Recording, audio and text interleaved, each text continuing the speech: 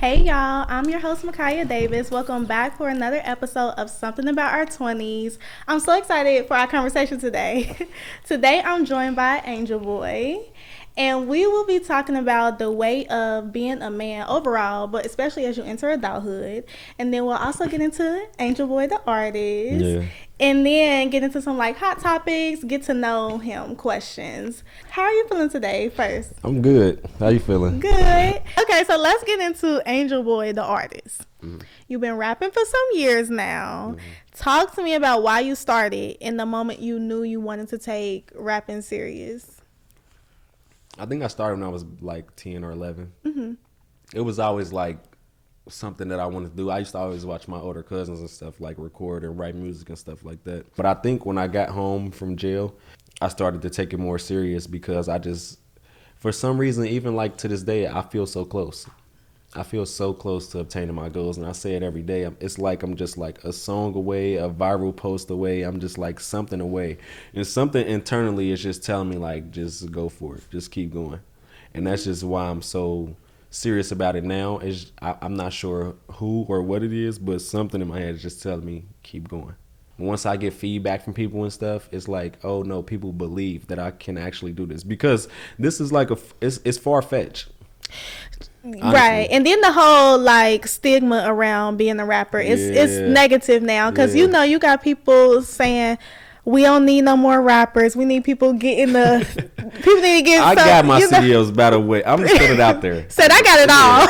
Yeah, I got that too, just in case.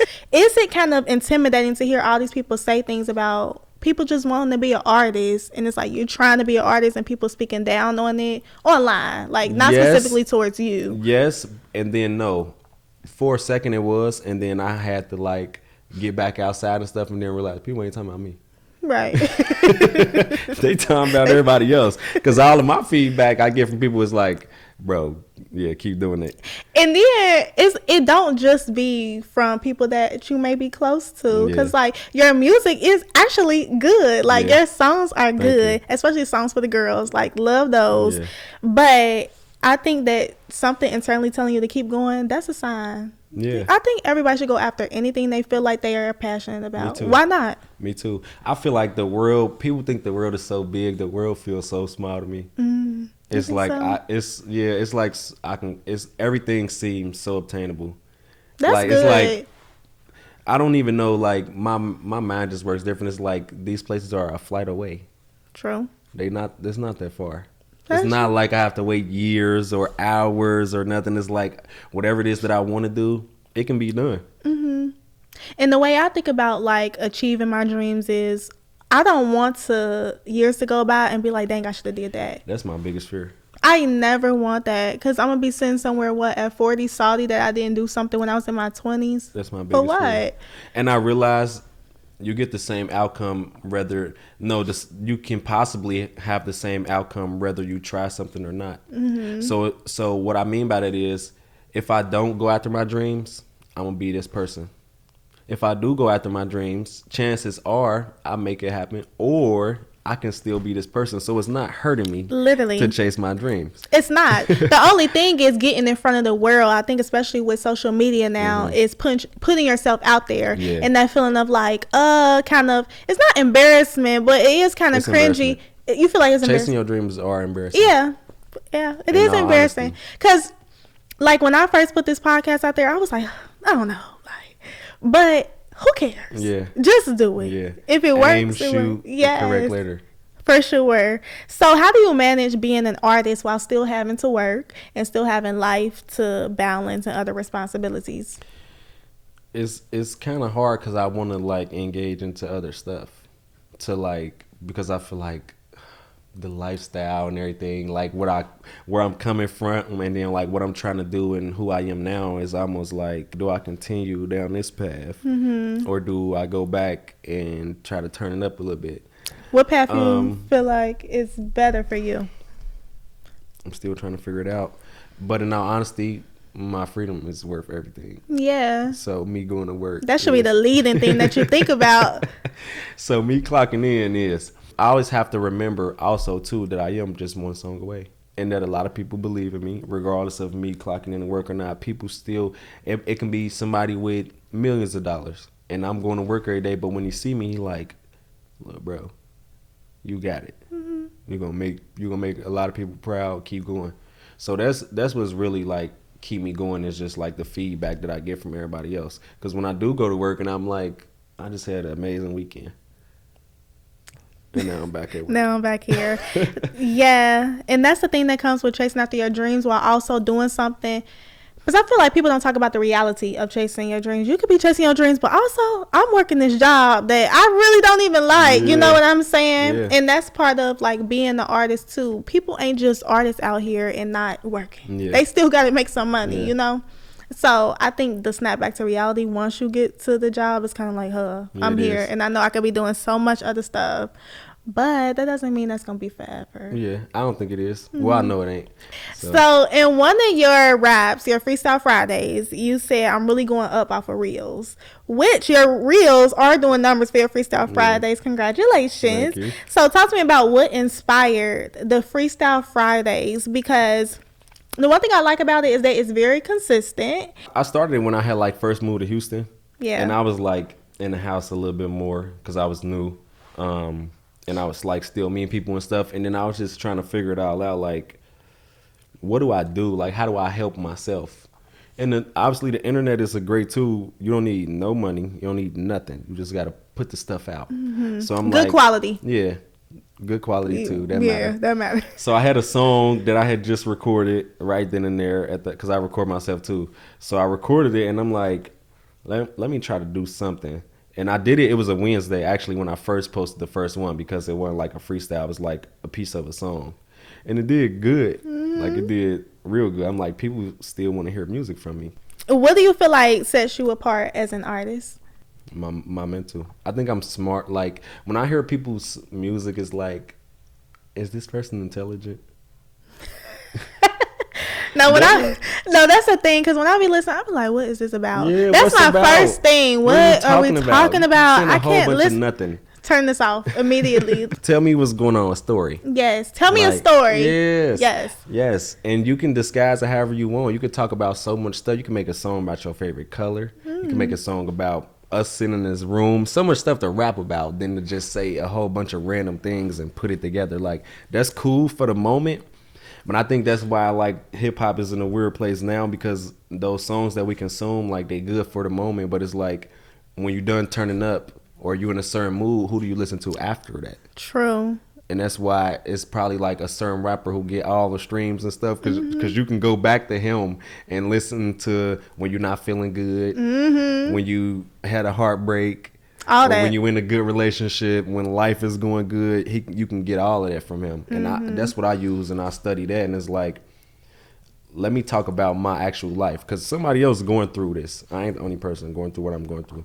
Yeah. Let me talk about the reality, and also make sure I'm making sense and keeping substance. That's what I always keep in mind, because I listen to other people's stuff and I'm like, where are you going with that? For people who may not have heard your music, I would love for you to do a freestyle on the pod today. You interested? Yeah. Okay. I got you. Let's do it. Could see it on your face. I'm like, what you mad at me for? Tunnel vision, still could see the end inside a peephole. These niggas scary, praying in the field. Tim Tebow. Perk 30, take this blue pill and feel like Neo. They try to lock your boy out in the cold. I had a keto. And I swear I got the heart of a lion, but I ain't a Leo. My vibe Sagittarius. Baby, I'm a Aries. My area the scariest. These hoes think I'm hilarious. The shooter's right on side of me. I ain't never gotta carry it. They know I'm gonna get us out from underground like Harriet. My old chick mad as hell. She thought I was gonna marry it. I told her that little shit we had was dead, baby. Bury it. La Ferrari, horse on the front of it like a chariot. You would think I picked the ball up the game. I'ma carry it. When I go inside this trunk, nigga, nah, I ain't sparing it. 8-ounce Wagyu and double steamed asparagus. You probably wouldn't vibe with me if I ain't had this arrogance. Think about it, really, niggas get no time of day cause they be acting all silly. Ryan Dolo getting puffy like I know Biggie. Play this freestyle back to back until you feel me. And that's how they gon' wheel me to defeat like Hillies. I got a problem, bad bitches probably my Achilles. And I just hope the man upstairs wanna forgive me. I'm in the H, Houston, behind my name like Whitney. Spoiler, all she do is whine, she gon' need a new kidney. She know it every time I'm lying, I make her wanna hit me. And now she all blue in the face, I call her Benji. I'm stupid, I know. I gotta fall in it because the coupe sit too low. I got no ball limit, I'ma shoot till I score. That's all I got for Oh, you. period. I'm gonna keep going. I'm hot. It's hot in here. No, but that was a good little taste. So if y'all don't know, AngelBoy does freestyles every Friday. Every Friday, right? Every Friday. So that's just a little taste of your Freestyle Fridays. That was good. Listen. Thank you for doing that on the pod. That's the first time we had an artist, I think, on the podcast. You first. Yeah. Let's get into a little bit about you. Who's an artist that you look up to or their journey has inspired you? Of course, I would have to say Drake.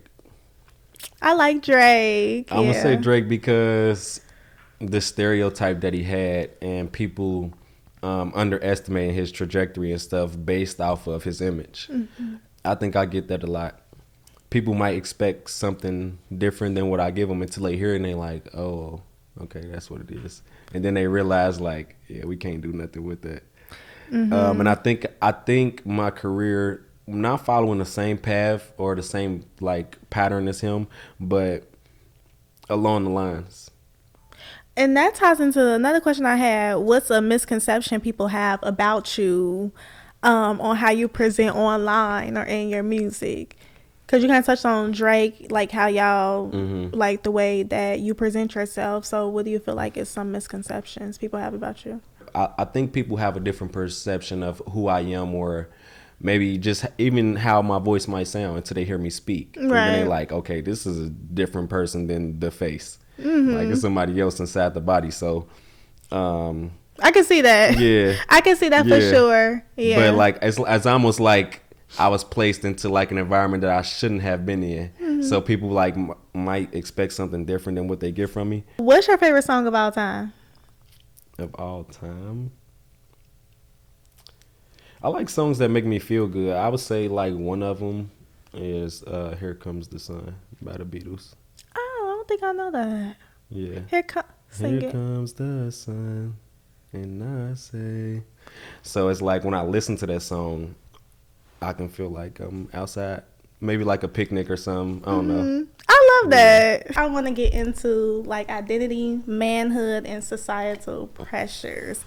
When did you first start feeling like you were supposed to have it all figured out as a man? I think probably like as a teenager, maybe around like 14 or 15. And I think that's just like with the absence of like a present father in the house. And you start seeing your mom going through certain stuff and then feel like it's time to step up. Mm-hmm. Feeling like you got to lead, you got to be the man of the house and stuff like that. Yeah, because I'm basically left there for that. It's just me. Yeah. So probably about 14, 15. So what do you feel like manhood means to you? I think to sum it up in one word, it's just like responsibility, honestly.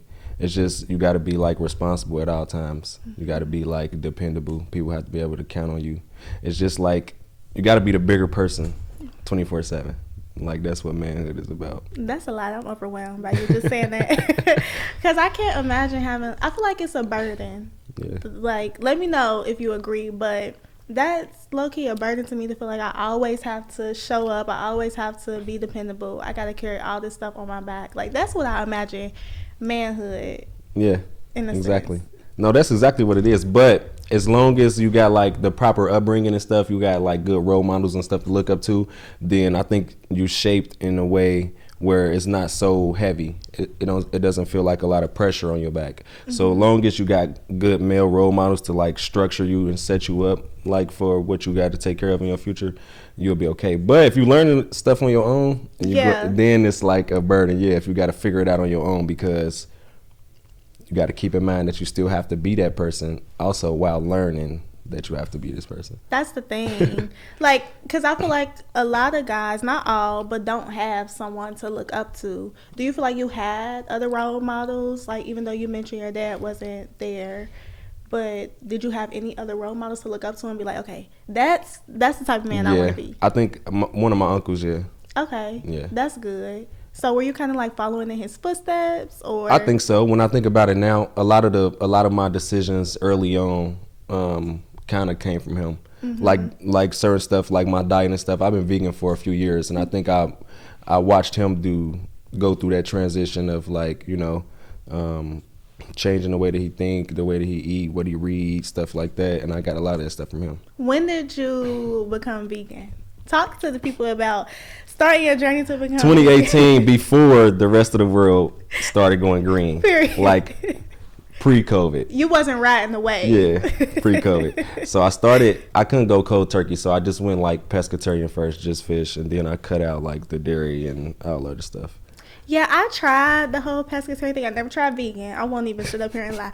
But I did try to go pescatarian. I couldn't give up chicken. And that's the thing, because chicken is probably like the worst. Okay. Nothing to say. Well, there's nothing to say. Moving on to the next question. So what is the pressure that you feel comes with like what society expects from men your age? To just have it all figured out. They expect us to have it figured out. And I'm thinking about it now, I think it's because a lot of the people, like the older males who would fill that role, they gone. Yeah. And it's nobody else to look to. That kind of go back to me feeling like at 14 or 15 that it was my turn. So like even at this age, even though we so young, there's no like older males for the women or the young men to look up to. So they expect us to already be in that position. I would say like having it all figured out. In that 14 or 15, when you felt like that pressure instantly come, what were some things that you felt like you had to do or you did do to be the leader of the house? Because being the leader, that comes with, you got to be the one making the money. You got to be the one taking care of maybe like your siblings and stuff like that. Some nights I would like spend a night at the studio, just so I could like focus on music and stuff. But I also, that was around the time that I started like getting into the streets and stuff. And so like for me, I felt like if I just make money for me to take care of myself and like, you know, just stay away from the house enough so that she can focus, my mom could focus on like the rest of my siblings and stuff. So I think I was just trying to like remove myself so that it wasn't too much weight for her to carry, because I feel like I could figure it out and like kind of take care of myself a little bit. Since we're talking about being the provider, and that's a huge part of like men and who y'all are really, how do you deal with your worth being attached to like what you do and how much you make? Because I was having this conversation with a friend and I was saying that there's so much more to life than what we do and how much we make. Like we should have an identity outside of that. Yeah. What's your thoughts on that, since your worth and stuff? Well, for men, it's kind of like your worth is tied to those things. How do you deal with that?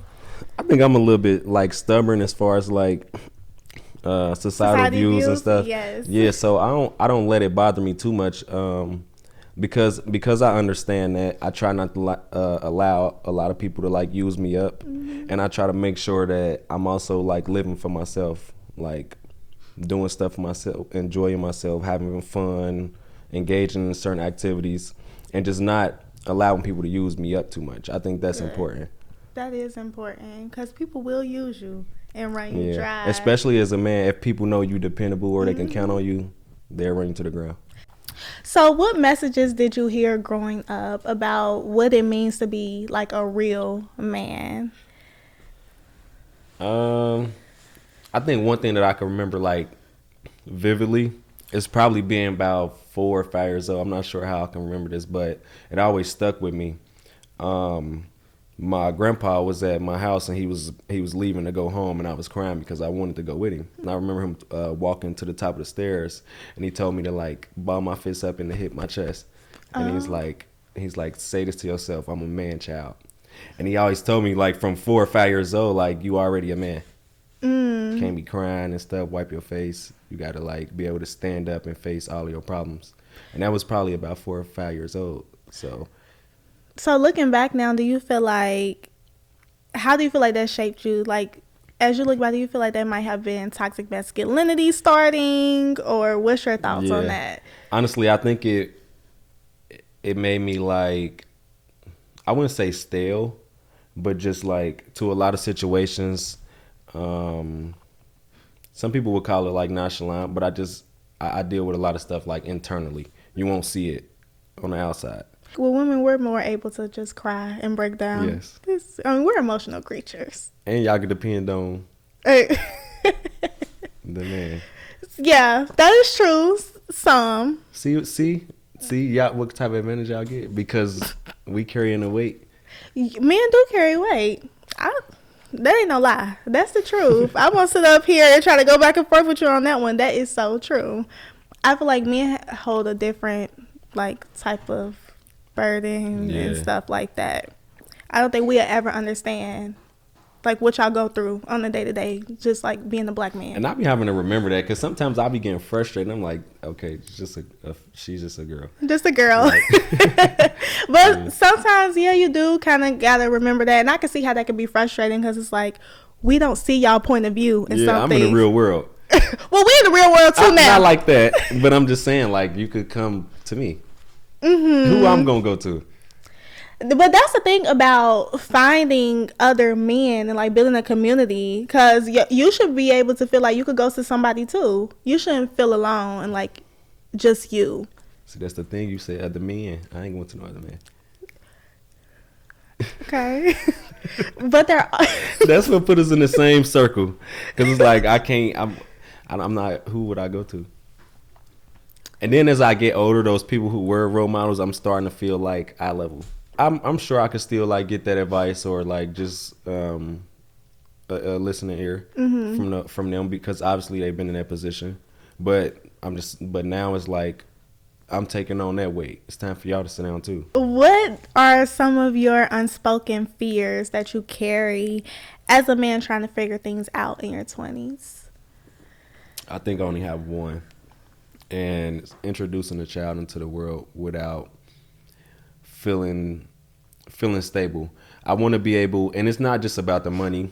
The money is a tool because I want to make sure that I'm present in like every step of the way. I want to watch my kid learn to hit a baseball in the backyard, stuff like that. Like for me, my mama had to go to work. Yeah. When I got out of school, she was at work.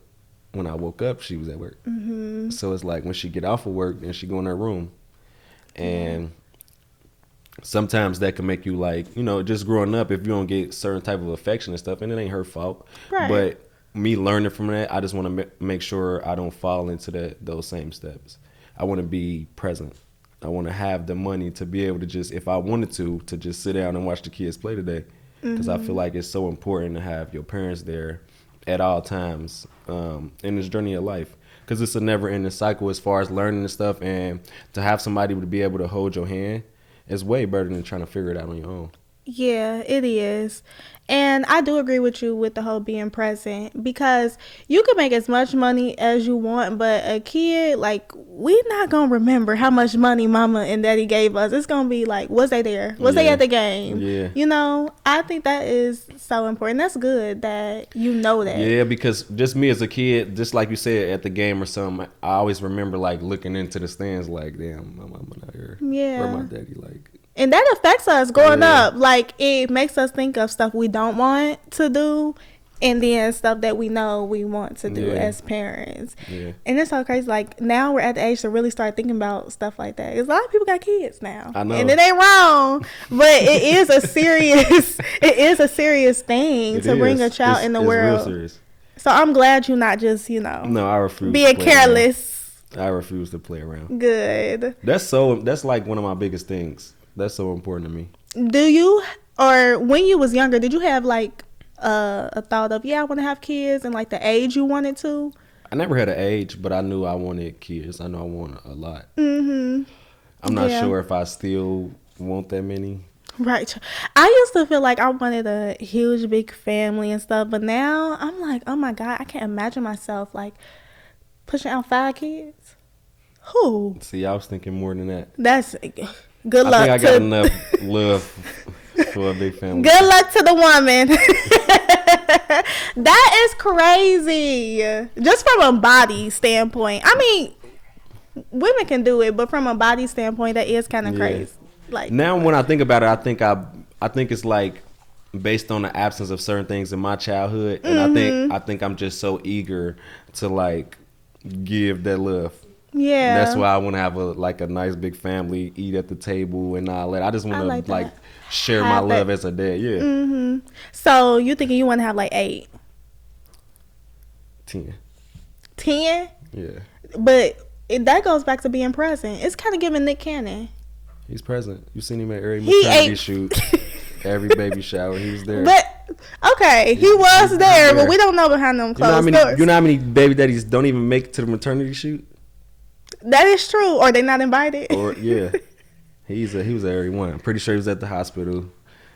I'm pretty sure he signed every birth certificate. I just feel like once you have that many kids, it's like, how can you even manage? Bring depending on the kids over. age gap. The house big enough. Right. Bring the kids. Okay. Bring the kids. Bring the kids.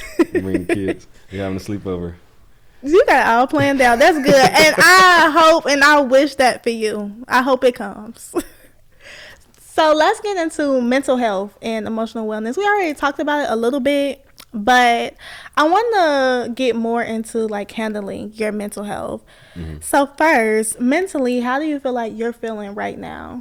I think I was like maybe like a few weeks ago in a place where I'm just like, do I continue down this path of like the straight path instead of like, you know, doing all kind of other stuff and getting back into that same those same habits. But as I continue to push forward and to like stay consistent as far as like what I am doing, it's just starting to open back up and I'm starting to feel better about it. And then it's warming up and stuff too. I always like in spring, summer, I always get like this like unexplainable happiness. Me too. Yeah. Cause that winter, that'll bring you down. Depression. Very much depression. Yeah, then the new year started stuff and I'm like, I don't even know why. Yeah. I'm just happy. So you feeling better from that standpoint of trying to figure out like which way you want to go. Yeah. Okay. That's good. Yeah. That winter can have you in your mind a lot. So if you could take the pressure off for just one part of adulthood, what would it be and why? Having to pay for stuff.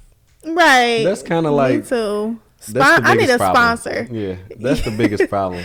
I think without money problems, like life is good. Once you introduce like all of the stuff that you have to pay for and then like the daily essentials and stuff, it's like this. You gotta rub your head. Like, I hate it bad. Like, and then I'll be thinking back to when we was younger. Like, how was our parent? How was they doing this? Like, this is crazy. Especially if they had multiple kids. Yeah. How? 4 or 5 kids. I was getting paid like this too. That's great. Or less. Yeah. That's nuts to me. I don't like.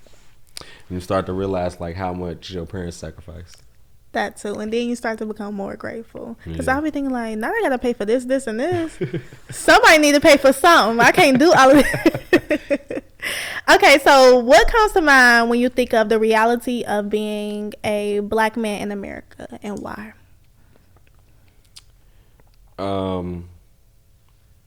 First thing I think about that when you put America like in it, it's our safety. That's the first thing I thought about too. Our safety, racism. Yeah, literally. We like the target, the biggest target in America, like just systematically, just like just the first impression that people have on you is always like you almost gotta persuade them that you're not a certain type of way. It almost feel like that a little bit. It does. So I try to just like be myself at all times and really not really care about that, but. That's the biggest thing, honestly. I don't want people to stereotype me as something that I'm not. Yeah. And then also feel like they should fear for their life or just for their safety just by me being present. Like, I'm not doing nothing to you. Why are you scared? Sitting here minding my business. What's wrong with and you? You're scared. Or like you come to pull me over and you get scared. You stop my car. Exactly. Why are you scared? I'm scared of you. So that's the biggest thing. Safety, because you got to keep that in mind too while you're navigating life in the world. Life period. Like you got to remember it's a target on your back. There's somebody in the world that don't want you to do good, just like for whatever reason. I want to get into a little bit about your growth and how your perspective about life has shifted. So let's talk about your early 20s. And you had touched on how you ended up going to jail. Can you speak about how that shaped your mindset? It made me value my time more. Value my time and then value like the small stuff that you don't think about. Like if you have to sit down and wait for somebody to tell you like, yeah, the bathroom's closed right now. You can't go in there until I say you can. And you got to use the bathroom. And it's like, I'm a grown man. Right. Can't even move on my own. I can't get in the shower right now, or I can't get off of this bed, this small little twin bed. Don't get off of it until y'all done counted everybody. And so it made me value like the small things in life. Like that's so important that you never get to think about, or like just using a comfortable toilet. Like we sitting on metal, like you flush it, your butt cold, like all the water and stuff. Like it's like the shower's only hot for 2 seconds. So it just made me value my time and also value the people that I love. Because I think like younger, you know, when you're younger, you're careless. It's like, I don't care. Doing anything. Yeah, whatever it go, that's just what it is. But getting older and then like losing that time and understanding that it is valuable is like, I do care. Yeah. Like, so I'm not going to do certain stuff that allows me to be in this position again. Yeah, I feel that. So even now, do you still feel the effects of being institutionalized in certain ways? Yeah, I think I am. Yeah. Still. Because that's the thing, like, even though you get home, that don't mean your mindset is back into especially not like that. No. Because I lived like that for years. So now it takes years to reverse it. I think I noticed my aggression is still through the roof. There. Yeah. Because in there is almost like you gotta be on. You can't even look at somebody look at you. You gotta be like, what's up? What you looking at? You gotta say you want. It's stupid, but it's like it just puts you on edge at all times. You do, because then you don't want somebody like trying to test your manhood. Yeah, like trying to play me. Right. And all he did was look like, bro, I was thinking about something. I wasn't even. I wasn't even looking at you. Yeah. That's so. Yeah, I think I'm still like super aggressive. So what's one thing you realized about love or relationships in your 20s that you didn't expect? You ain't gonna have it all figured out.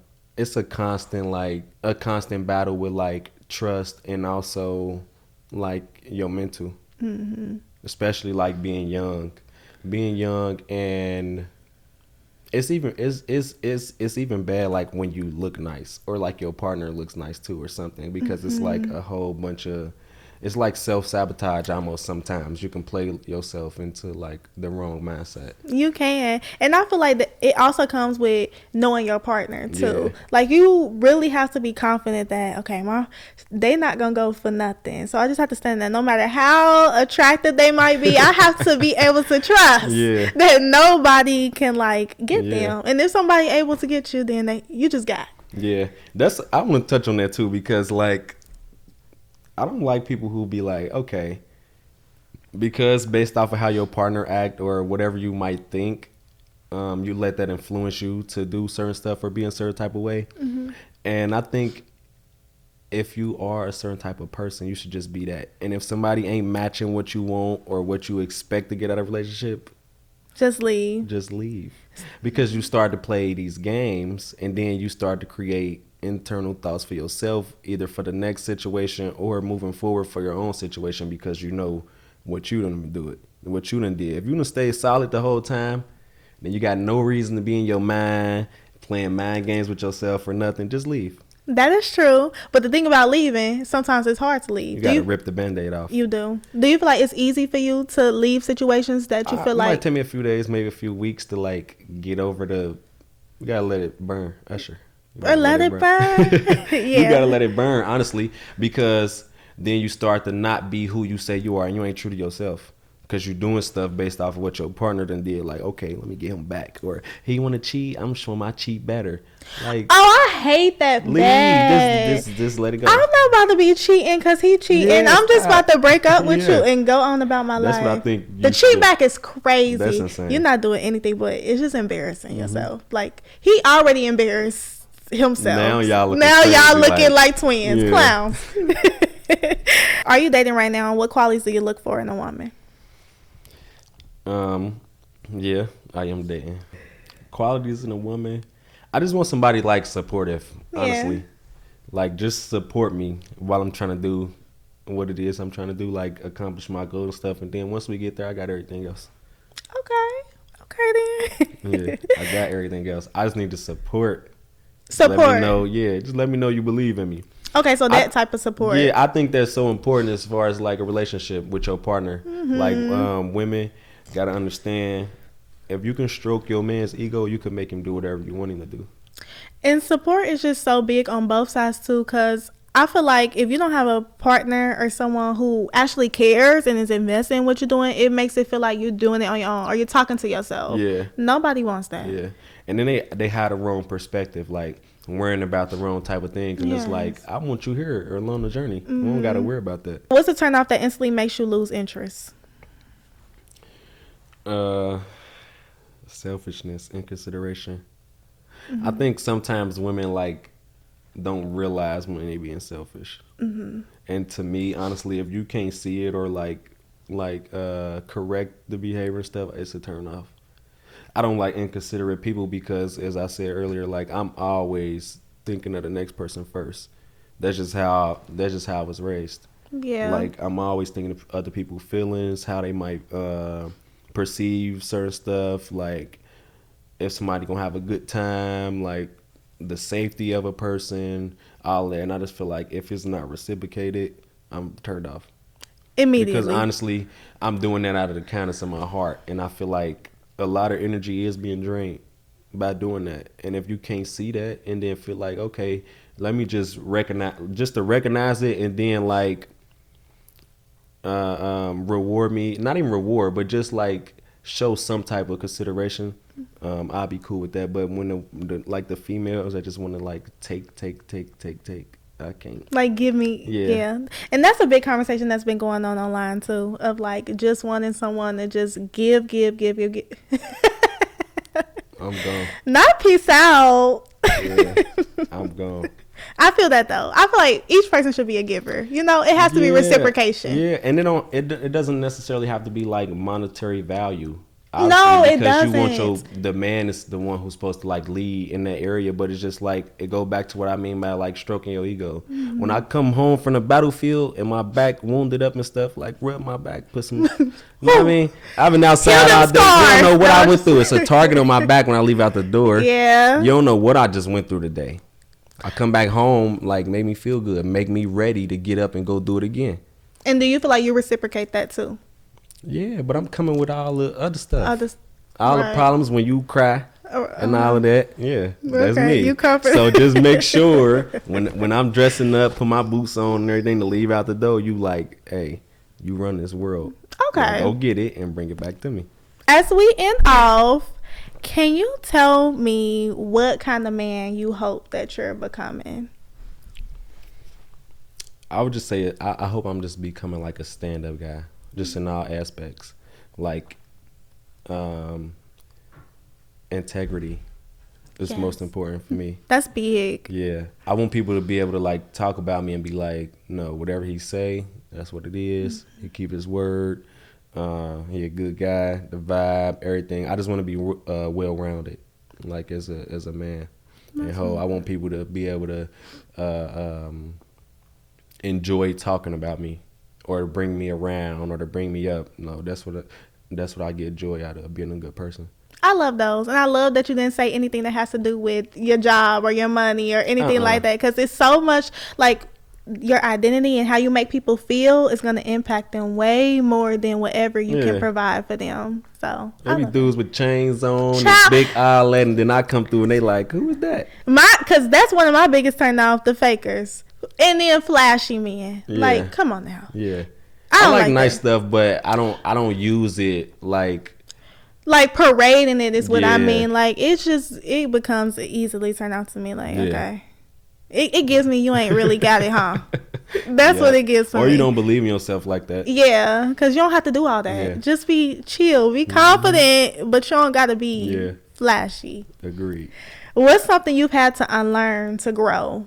It could be recently too. I would always be available. People could call me at whatever time. I'm ready to do this and that, jump here and here, and then when it's my turn, the phone don't like it just ring. That's when you got to reevaluate that circle. Yeah, that's what I've been doing for real. So that's what I'm unlearning. Like, no matter how long you've been friends with people or how much they say you're a friend, like you gotta like make sure you good. Take care of yourself. Yeah, you do. Especially if you have people who you know gonna put themselves first. That's not a good friend in general.